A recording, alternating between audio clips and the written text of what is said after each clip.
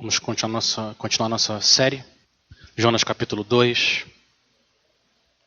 Eu vou começar a ler a partir do último versículo do capítulo 1, Jonas 1,17.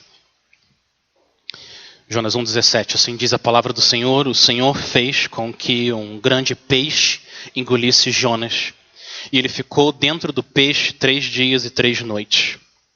Dentro do peixe, Jonas orou ao Senhor, o seu Deus, e disse: em meu desespero clamei ao Senhor, e ele me respondeu. Do ventre da morte gritei por socorro, e ouviste o meu clamor. Jogaste-me nas profundezas, no coração dos mares. Correntezas formavam um turbilhão ao meu redor. Todas as tuas ondas e vagas passaram sobre mim. Eu disse: fui expulso da tua presença. Contudo, olharei de novo para o teu santo templo. As águas agitadas me envolveram, o abismo me cercou, as algas marinhas se enrolaram em minha cabeça, afundei até chegar aos fundamentos dos montes, a terra embaixo, cujas trancas me aprisionaram para sempre. Mas tu trouxeste a minha vida de volta da sepultura, ó Senhor meu Deus. Quando a minha vida já se apagava, eu me lembrei de ti, Senhor, e a minha oração subiu a ti, ao teu santo templo. Aqueles que acreditam em ídolos inúteis desprezam a misericórdia, mas eu, com um cântico de gratidão, oferecerei sacrifício a ti. O que eu prometi, cumprirei totalmente. A salvação vem do Senhor. E o Senhor deu ordens ao peixe, e ele vomitou Jonas em terra firme. Vamos orar mais uma vez.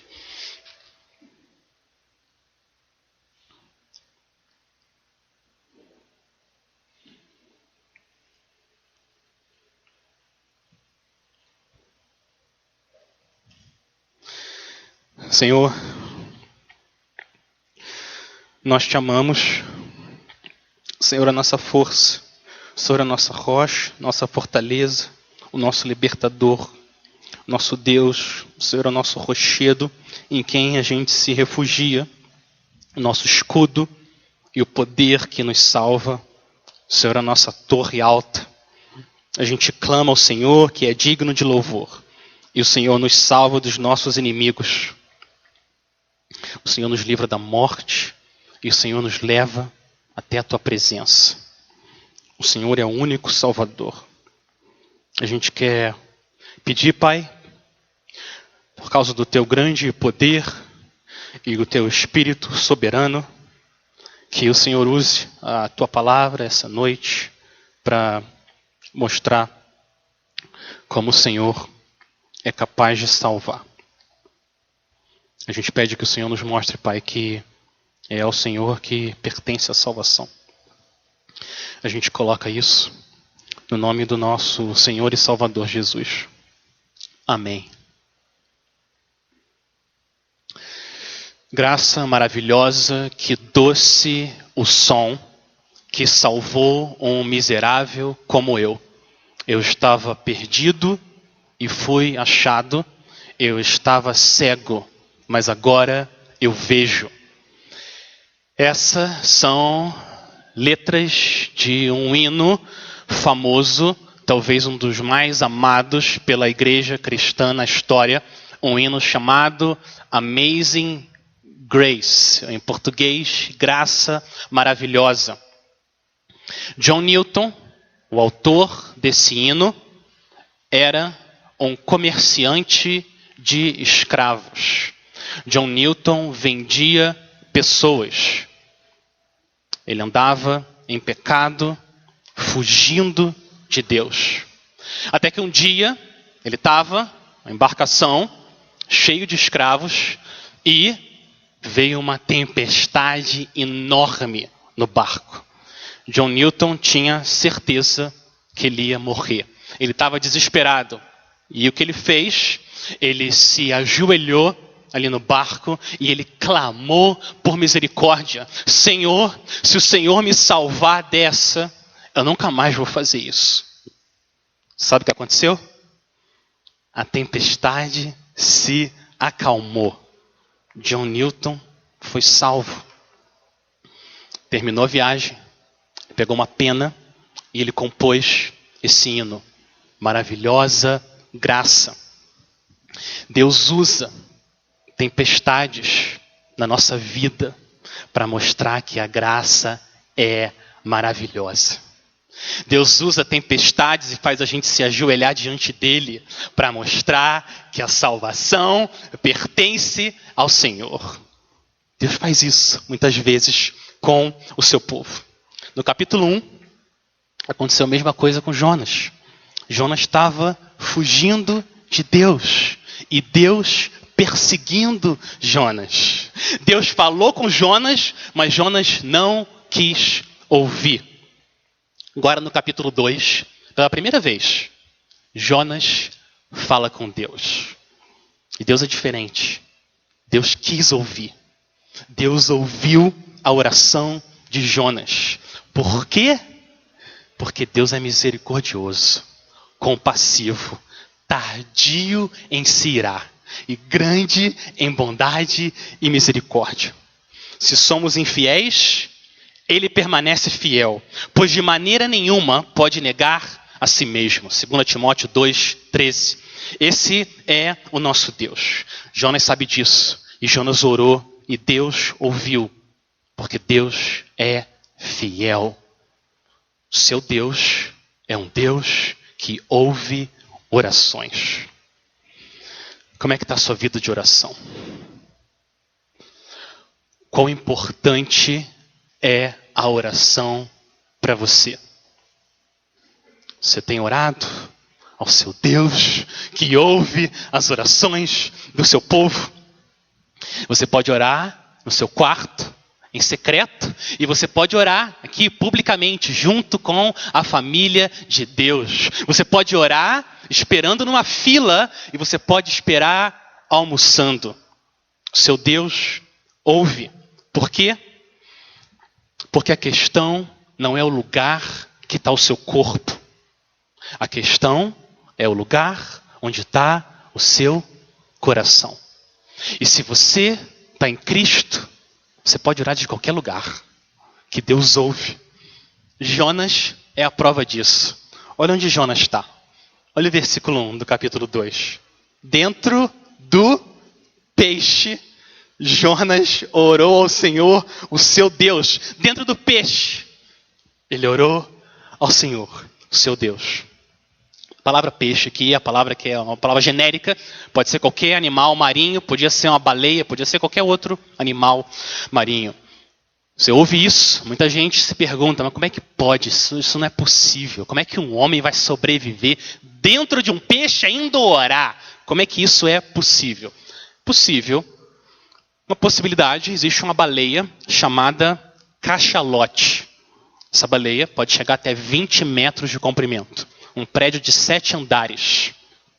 Ela pode chegar a 50 toneladas. A boca da cachalote parece um quarto pequeno. Pra você ter uma ideia, ela coloca o filhote dela, que assim que nasce tem 4 metros. Coloca o filhote dentro da boca dela.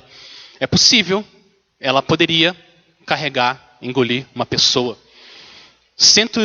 Alguns anos atrás, em 1891, foi publicada uma notícia em vários jornais, sobre um homem chamado James Bartley. Ele ficou conhecido como o Jonas moderno. Ele tinha 21 anos, saiu para caçar baleias. Naquela época, 120 anos atrás, não tinha sociedade protetora dos animais. Os homens caçavam baleias e ele saiu para caçar baleia. Primeira viagem dele, desceram um barco menor para chegar mais perto, para conseguir mirar com um arpão nela, e eles soltaram o arpão, acertaram a baleia se mexeu, derrubou todo mundo do barco. Os marinheiros da tripulação conseguiram salvar todo mundo, menos o James Bartley. Mas eles pegaram a baleia e, conta a história, depois de várias horas, eles abriram a baleia, quem que estava lá dentro? O marinheiro, James Bartley, desacordado, mas ainda vivo. Você ouve essa história e você fala, Isso não é verdade. Não tem como isso ser verdade. Tudo bem. Eu acho que é possível. Pode ser que tenha acontecido isso, pode ser que não. Mas o que eu quero dizer para você é que essa história não precisa ter acontecido para o que aconteceu em Jonas ter acontecido. Não precisa. Por quê? O que pode ser difícil demais para um Deus como o nosso Deus? O que pode ser difícil demais? Ele pegou Enoque, vivo, e fez ele ser arrebatado aos céus. Sara, com 90 anos, teve um filho. Ele transformou os rios do Egito em sangue. O que é difícil demais para esse Deus? Ele pegou os amigos de Daniel, que foram jogados numa fornalha ardente, e fez eles sobreviverem. Nem cheiro de queimado eles tinham. Ele pegou Daniel, que foi jogado na cova dos leões, e fez os leões se tornarem gatinhos mansos, para Daniel sobreviver. O que é impossível? O que é muito difícil para esse Deus? Esse Deus veio aqui, viveu uma vida sem pecado, morreu 3 dias e 3 noites no coração da terra. Ressuscitou, venceu a morte. O que pode ser difícil demais para um Deus que vence a morte? Nada. Se ele quiser, ele manda um grande peixe que engole Jonas. Para Deus, nada é impossível. Termina o capítulo 1, Jonas dentro do peixe. Agora começa o capítulo 2, Deus mostrando o que está dentro do coração de Jonas. É isso que a gente vai ver nesse capítulo. O que Jonas fez é o que todo cristão faz no desespero. Jonas orou. E quando Jonas orou, Deus ouviu. Olha o versículo 2. O versículo 2 é um resumo de tudo o que aconteceu. Jonas disse: em meu desespero clamei ao Senhor e ele me respondeu. Do ventre da morte gritei por socorro e ouviste o meu clamor. O Senhor nos chama a orar sem cessar. Quando você está no vale da sombra da morte, você ora uma oração de clamor. E quando você está no monte da transfiguração, contemplando a glória de Cristo, você ora uma oração de louvor. Mas a gente é chamado a orar ao nosso Deus sem cessar. Nossa vida deve ser uma vida de oração. Mas nem sempre isso acontece. Nem sempre a nossa vida é uma vida de oração. Nem sempre a gente busca a face do Senhor. Às vezes, o Senhor nos leva ao desespero para fazer a gente ser levado a depender dEle e a confiar nele. O Senhor faz isso porque Ele é bom. Deus teve que colocar Jonas perto da morte para Jonas voltar para perto do Senhor. É isso que Deus faz com seus filhos, mas Ele vai perseguir eles até o fim, porque Ele quer os seus filhos andando perto dEle. Desespero, por isso, pode ser uma bênção na nossa vida. A angústia pode ser como o cajado do bom pastor, trazendo de volta sua ovelha para o aprisco. É isso que o Espírito Santo faz na vida do seu povo. Quantas pessoas, meus irmãos, quantas pessoas você conhece que só começaram a considerar as questões espirituais de verdade quando eles foram engolidos pela angústia? Quantas pessoas você conhece assim? E quantas vezes aconteceu isso na sua vida e na minha? Quando a gente estava se esfriando, o coração endurecendo, os olhos demais nas coisas do mundo, poucas vezes olhando para o Senhor, e que o Senhor vem e faz é trazer desespero. E isso faz a gente buscar o Senhor de novo. O Senhor muitas vezes age assim, por amor, com o seu povo. Geralmente, os momentos onde você mais amadurece espiritualmente são os momentos de desespero e angústia. Não é verdade? Deus usa esses momentos com poder nas nossas vidas. Geralmente, Jesus se torna mais precioso não quando Marta está calma. Ele se torna mais precioso quando Marta está bravo e você está desesperado e não sabe o que fazer. E o seu Deus é um Deus que ouve o clamor. O cristão não ora para qualquer um. Olha o final do versículo 1. Para quem que ele ora? Ele clama ao seu Deus. E nosso Deus ouve. Final do versículo 2, do ventre da morte gritei por socorro e ouviste o meu clamor. Não acostuma com essa ideia. O seu Deus ouve quando você ora. É isso que ele promete quando a gente ora em nome de Jesus. E Jonas continua orando. A oração de Jonas, a gente vai ver aqui, a oração de Jonas segue o mesmo percurso que ele próprio seguiu.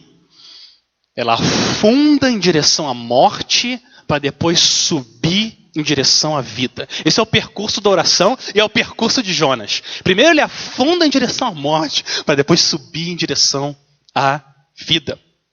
Olha os versículos de 3 a 6. Vamos ler de novo. Jonas afundando em direção à morte. Versículo 3. Jogaste-me nas profundezas, no coração dos mares. Correntezas formavam um turbilhão ao meu redor. Todas as tuas ondas e vagas passaram sobre mim. Eu disse, fui expulso da tua presença. Contudo, olharei de novo para o teu santo templo. As águas agitadas me envolveram, o abismo me cercou, as algas marinhas se enrolaram em minha cabeça. Afundei até chegar aos fundamentos dos montes, a terra embaixo, cujas trancas me aprisionaram para sempre. Olha isso. Jonas tem boa teologia. Jonas sabe que Deus é soberano. No capítulo 1, você lembra? Quem jogou Jonas no mar foram os marinheiros. Os marinheiros jogaram Jonas no mar. Mas aqui, o que ele diz no versículo 3?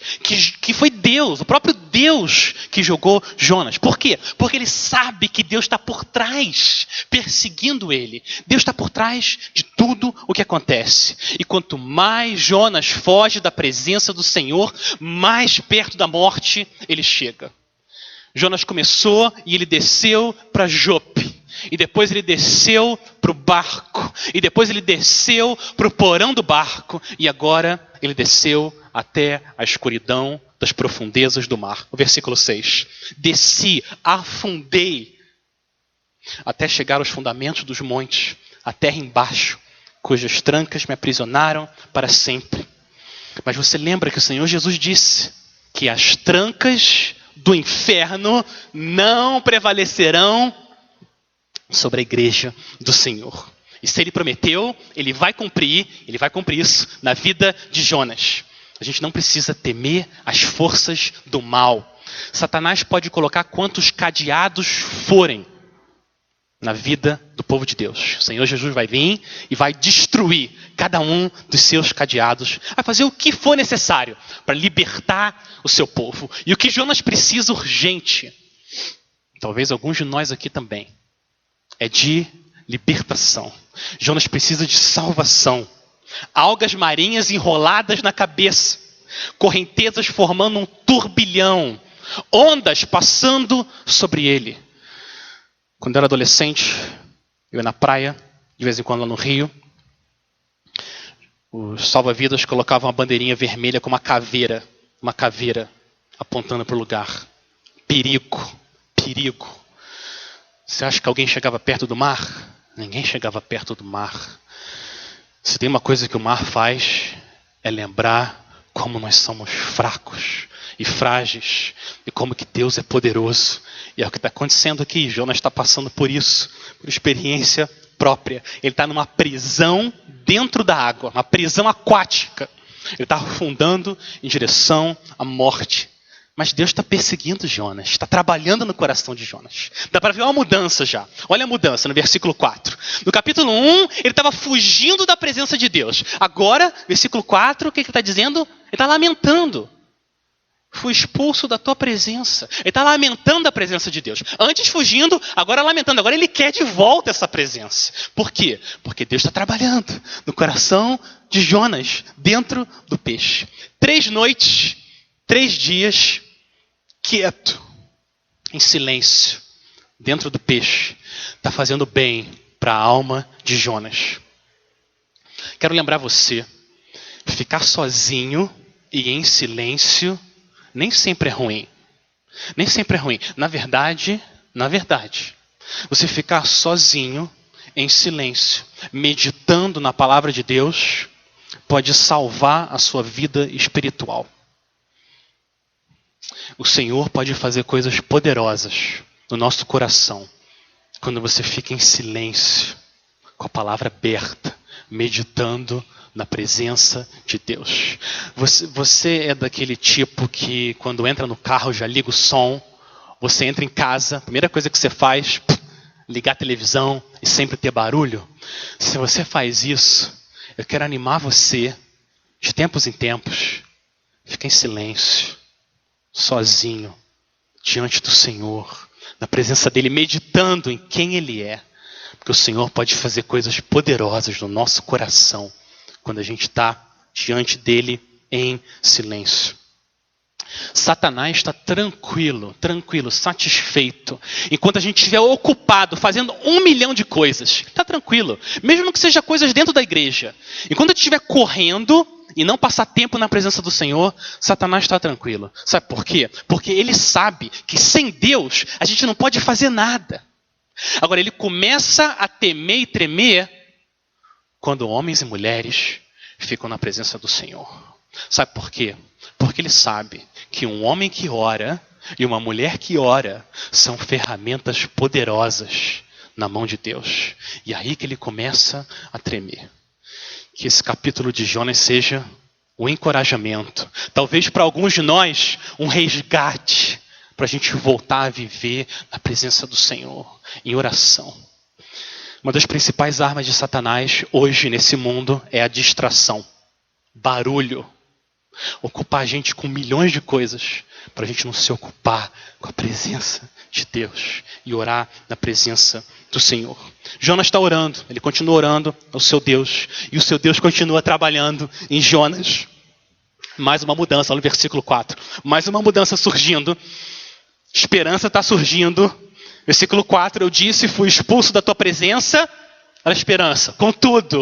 Contudo, olharei de novo para o teu santo templo. Jonas está com esperança que ele vai sair de lá, ele vai de novo estar na presença do Senhor, olhar para o santo templo. Você lembra o que Daniel fazia? Daniel orava em direção, olhando para o santo templo, 3 vezes por dia. Jonas quer fazer a mesma coisa. Eu também quero de novo estar olhando para o lugar especial da presença de Deus, o templo. Jonas tem essa esperança, é isso que ele quer. E a gente sempre tem motivo para ter esperança como Jonas, sempre. O tamanho da nossa esperança tem que ser do tamanho do nosso Deus. A gente começa a perder a esperança quando a gente começa a perder a visão de quem Deus é e o tamanho do nosso Deus. Aí nossa esperança vai embora. Mas quando a gente olha para quem Deus é, a gente tem motivo para ter esperança. E agora a gente vê a mudança de percurso na oração e na vida de Jonas. Ele estava afundando para a morte. Mas essa é só a primeira parte. Essa é a primeira parte da história de todo cristão e da história de Jonas. Vamos ler o versículo 6 de novo. Olha o que acontece com a vida de Jonas. Vamos ler o versículo 6 de novo todo. Afundei até chegar aos fundamentos dos montes, a terra embaixo, cujas trancas me aprisionaram para sempre. Agora a segunda parte. Mas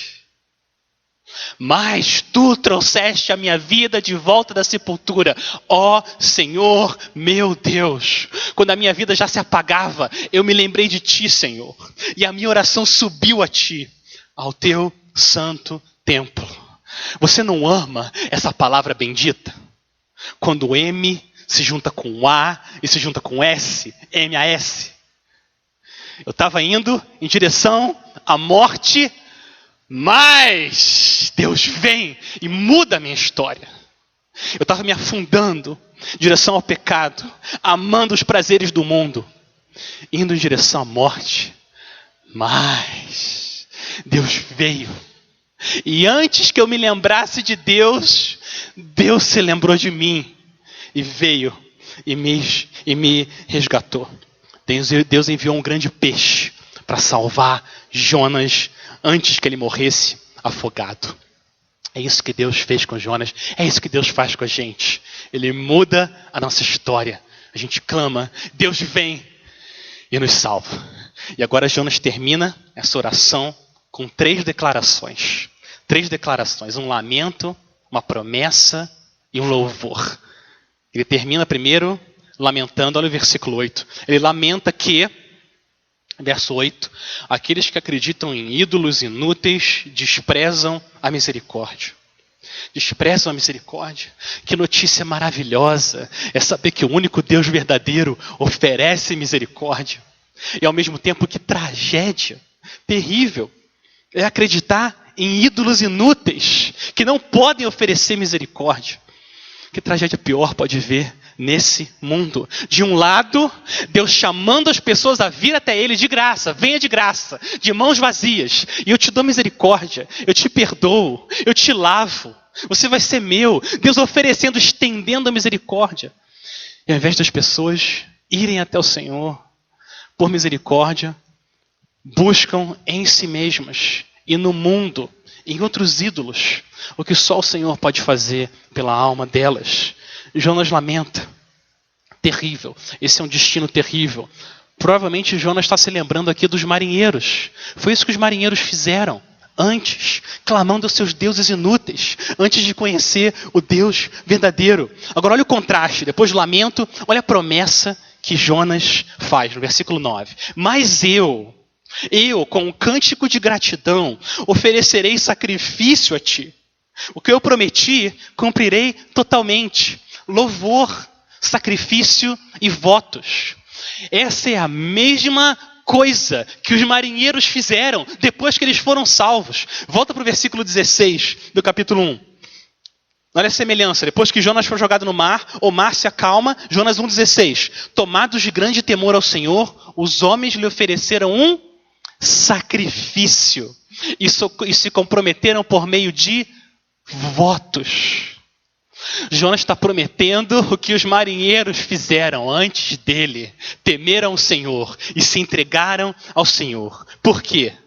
Porque quando você é salvo, você não consegue segurar. Não tem como.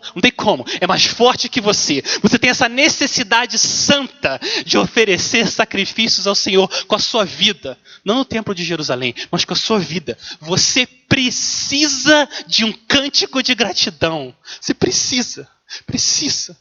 Porque Deus veio e te salvou. E agora você quer responder com gratidão, louvor, devoção. Essa é a vida do crente. Ele quer louvar, engrandecer o seu Deus. Você lembra quando Deus teve misericórdia de você? Você lembra do grande dia da salvação? Quando Deus interviu com poder na sua vida? Eu não consegui segurar. Você não consegue falar de outra coisa. Porque Deus veio e te resgatou da morte. Te trouxe da sepultura para a vida. A presença dEle. Você lembra quando você foi atraído para o Senhor Jesus? Como que mudou a maneira como você enxerga Ele agora? Antes indiferente, agora o seu Rei que veio até você. Essa é a vida do cristão. Gratidão e devoção. E é isso que Jonas quer fazer. Gratidão e devoção. É isso que a gente faz domingo à noite. É isso que você faz trabalhando durante a semana. É isso que você quer fazer quando você respira. Responder. Gratidão. Louvor. Cântico de louvor ao nosso Deus. Por causa do que Ele fez. Nos libertou da morte, através do Senhor Jesus. E agora chega o final da oração. O final da oração. Depois de lamentar, depois de fazer uma promessa do que Ele quer fazer ao Senhor, está na presença do Senhor, cantando, louvando, sacrificando na presença dEle. Agora Ele faz uma declaração curta, mas poderosa. Poucas palavras podem dizer muita coisa. Olha o que Ele fala no final do verso 9. 5 palavras. A salvação vem do Senhor. A salvação vem do Senhor. Que forma melhor tem de terminar uma oração como essa? A salvação pertence ao Senhor. Ela vem do Senhor. Ele é o dono. Ele é o autor da salvação. E é isso que Jonas está fazendo. Ele está louvando ao Senhor. fazendo essa declaração bendita. A palavra de Deus deixa claro, a salvação vem só de um lugar, e esse lugar é uma pessoa. A salvação vem do Senhor. Isaías 43:11. Senhor dizendo, eu sou o Senhor, e fora de mim não há Salvador. Eu anunciei salvação, eu a realizei, eu a fiz ouvir. Deus estranho não houve entre vocês, pois vocês são as minhas testemunhas, diz o Senhor. Eu sou Deus. Ainda antes que houvesse dia, eu sou. E não há quem possa livrar alguém das minhas mãos. Agindo eu, quem o impedirá? Resposta: ninguém. Quem que vai impedir o Senhor de salvar? Quem? Se alguém perguntasse para você sobre o que fala a Bíblia, ô crente, fala para mim, sobre o que fala a Bíblia? Esse livro é grosso demais, muitas páginas. Qual que é o tema desse livro? Você pode responder 5 palavras. O tema desse livro é o seguinte: a salvação vem do Senhor. Esse é o tema da Bíblia. Ao Senhor pertence a salvação. Você quer deixar um crente nervoso? Você quer deixar um crente tenso? Ver o que é uma ira santa? Fala para ele, chama o crente e fala para ele: você vai para o céu porque você tem um coração bom. Por isso você vai para o céu, porque você tem um coração bom. Faz isso com o crente e você vai ver. O que ele vai dizer? Arreda Satanás, você é para mim pedra de tropeço, porque você cogita das coisas do homem e não das coisas de Deus. Para de falar que eu sou bom, porque eu não sou bom. Deus é bom. Não vem roubar a glória do meu Deus. Não vem, não faz isso. O meu Deus é bom. Eu pequei contra o meu Deus milhões de vezes. Milhões de vezes. Ele veio até a mim, porque Ele é bom. Ele morreu no meu lugar. Cristo, Filho de Deus, morreu no meu lugar. Ele me salvou. A salvação pertence a Ele. Não vem dizer que eu sou bom. Deus é bom. E Ele é o nosso Deus que nos salva. Eu amo a Deus, porque primeiro Ele me amou. É isso que a Bíblia diz. Muita gente acha que Cristo veio para tornar a salvação possível. E agora cabe às pessoas fazer a parte dela. Muita gente enxerga a salvação assim. Crentes enxergam a salvação assim. Cristo veio para tornar a salvação possível de forma genérica. E agora cabe a cada um fazer a sua parte. Mas é isso que Jonas está dizendo? Jonas não está dizendo 50% da salvação pertence ao homem, 50% da salvação pertence a Deus. Não é isso. 1% pertence ao homem, 99% a Deus. Não é isso que Jonas está dizendo.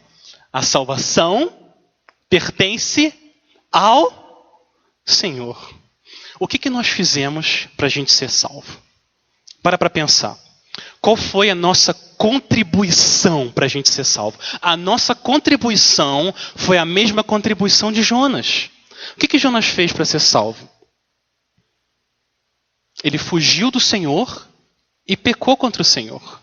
E foi exatamente a mesma coisa que a gente fez. Essa foi a nossa contribuição para a salvação. O que Jonas fez para ter sido resgatado pelo peixe? Fuga e pecado. Essa é a nossa vida. Antes do Senhor nos salvar, Jonas não pode salvar Jonas. Mas Deus pode salvar Jonas. E é isso que Deus está fazendo aqui. Porque onde abundou o pecado, superabundou a graça.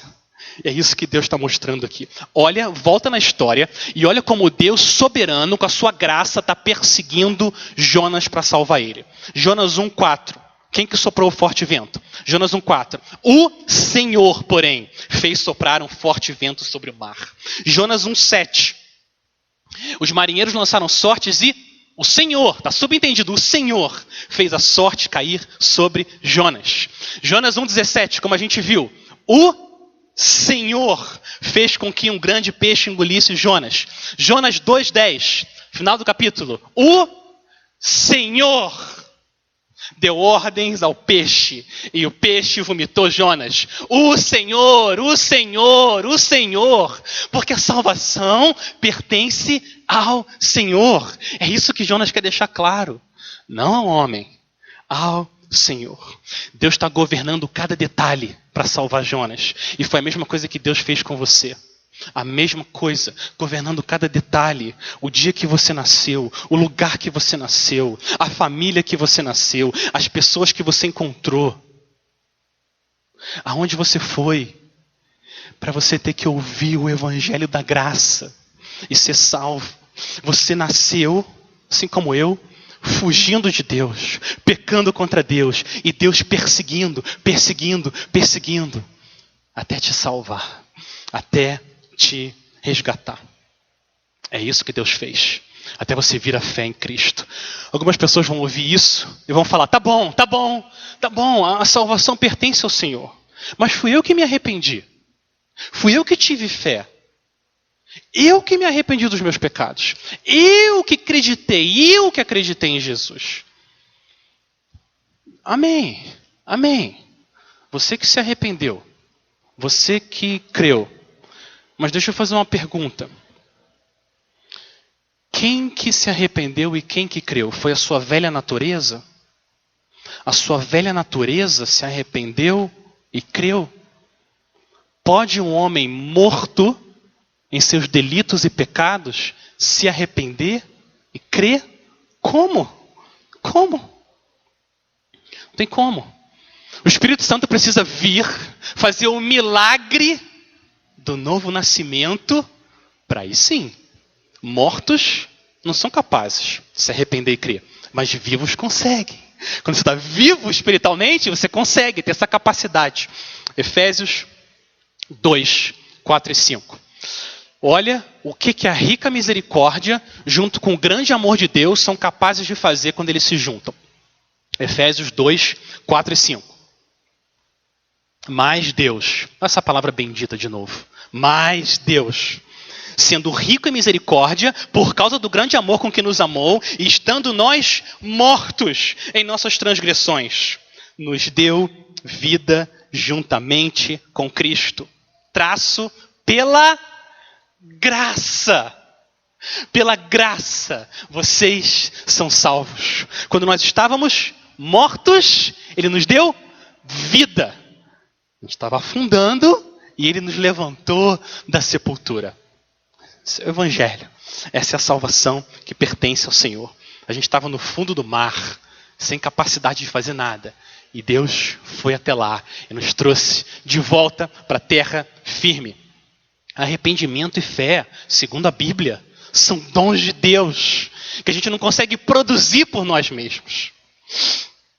A salvação pertence ao Senhor. A salvação é um dom do Senhor. Graça soberana salvou Jonas, graça soberana te salvou, se você está em Cristo. Por que isso é importante? Como que isso afeta a nossa vida?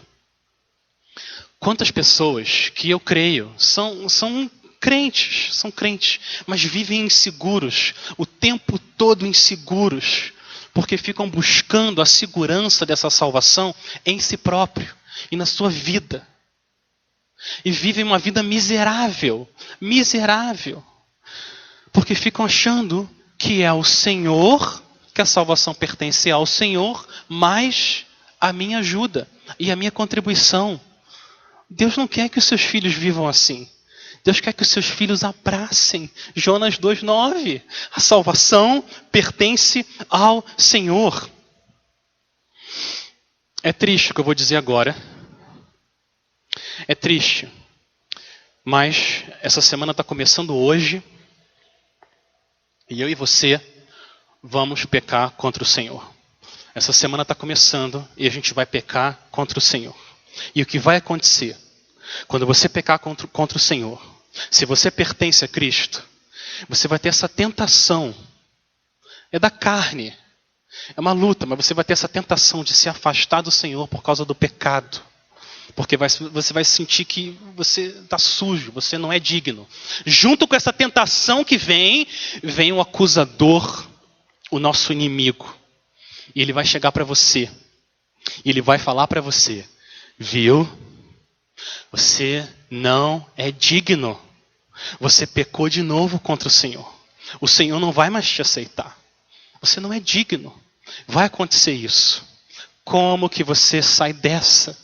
Como que você escapa dessa situação terrível e miserável? Você precisa de Jonas 2,9.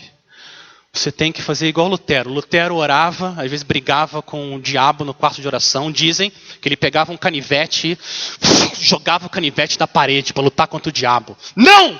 Mentiroso! Mentiroso! Lutero lutava com o diabo. Você tem que fazer a mesma coisa. Seu mentiroso.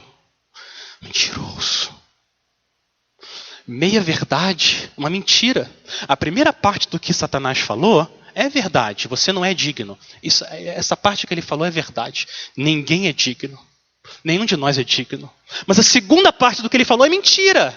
Você não é digno, Deus não vai mais te aceitar. Quem disse que Deus me aceita por causa da minha dignidade? Deus me aceita por causa da dignidade de Cristo. Porque a salvação pertence ao Senhor. E você joga Jonas 2,9 na cara de Satanás. E pela graça de Deus ele vai embora. Ele não consegue resistir à palavra do Senhor. E é assim que você se fortalece. E você luta. E você não se afasta do Senhor por causa do seu pecado. Mas você vai para o Senhor para ser salvo. É isso que Deus está chamando. Todos nós, aí até Ele. Porque a salvação pertence ao Senhor. Agora, a pergunta. Se de acordo com a Escritura somente, a salvação é pela graça somente, por meio da fé somente, em Cristo somente. Minha pergunta agora é, para onde que vai a glória? Para onde que vai a glória da salvação? A glória vai para Deus somente. A glória vai para Deus somente. É isso que Jonas está fazendo aqui. Jonas está dando glória a Deus. O que aconteceu? Jonas clamou, Deus salvou, Jonas glorificou. Esse é um resumo da sua vida. Você clama, Deus salva e a gente glorifica a Deus. O Salmo 50:15 resume a nossa vida. Resume o capítulo 2 de Jonas e a nossa vida. Salmo 50:15. Deus chamando, todos nós. Invoque-me no dia da angústia. Eu o livrarei e você me glorificará. Invoque-me no dia da angústia. Invoca-me no dia da angústia. Eu o livrarei e você me glorificará. Essa é a vida de todo crente. Isso resume Jonas 2. Resume a nossa vida. No nosso desespero a gente clama ao Senhor. Senhor, vem, me salva. Deus vem. Em Cristo nos salva. Qual que é a nossa resposta? Glória ao Senhor. A salvação não pertence a mim. A salvação pertence ao Senhor. Agora, o Senhor completa a salvação dele. No versículo 10. O Senhor deu ordens ao peixe. E ele vomita Jonas em terra firme. Olha o que aconteceu. Jonas ficou 3 dias e 3 noites no ventre do peixe. E Deus livrou ele da morte. Jesus ficou 3 dias e 3 noites no coração da terra. E Deus livrou ele da morte. Deus fez ele ressuscitar. Qual que é a promessa do Senhor agora? Se você está em Cristo, se você pertence ao Senhor, a promessa dele é que você pode passar pela morte física.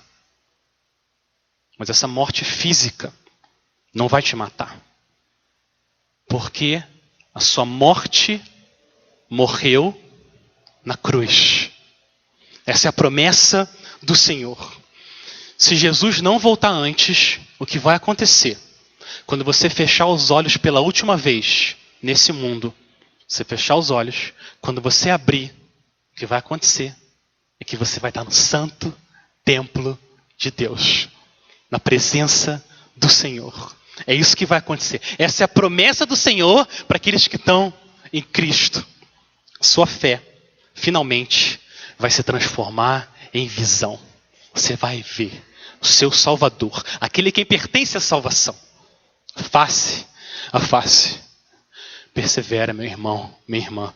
Essa é a promessa do Senhor para aqueles que pertencem a Ele.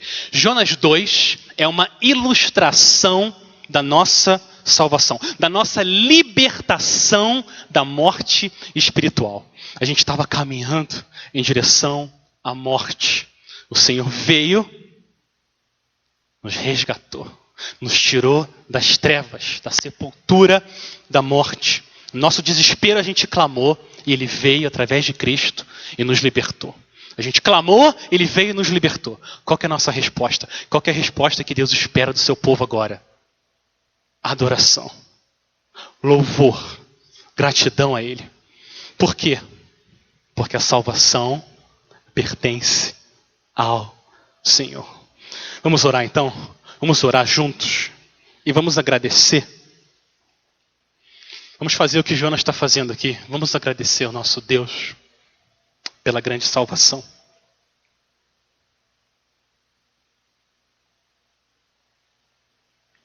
Senhor, a gente quer declarar juntos que quando nós estávamos mortos na sepultura do pecado e do julgamento que a gente merece, o Senhor veio até nós através do Senhor Jesus. E o Senhor nos trouxe para a terra firme. O Senhor nos trouxe até Cristo. O Senhor abriu os nossos olhos quando a gente clamou ao Senhor na nossa angústia, no nosso desespero. O Senhor nos libertou da morte. Agora, Pai, o que a gente quer é louvar o Senhor com as nossas vidas, com a maneira como a gente, Pai, vive os nossos poucos dias aqui nesse mundo. A gente quer pedir a Tua ajuda, pedir a Tua misericórdia, pedir, Pai, que o Senhor sempre nos dê esperança também, aqueles que não conhecem o Senhor, que o Senhor é um Deus poderoso, um Deus de graça, um Deus que salva. A salvação pertence ao Senhor, Pai. Nos ajuda então a viver de uma forma que a nossa vida seja um cântico de gratidão ao Senhor. Em nome de Jesus a gente coloca. Amém e amém.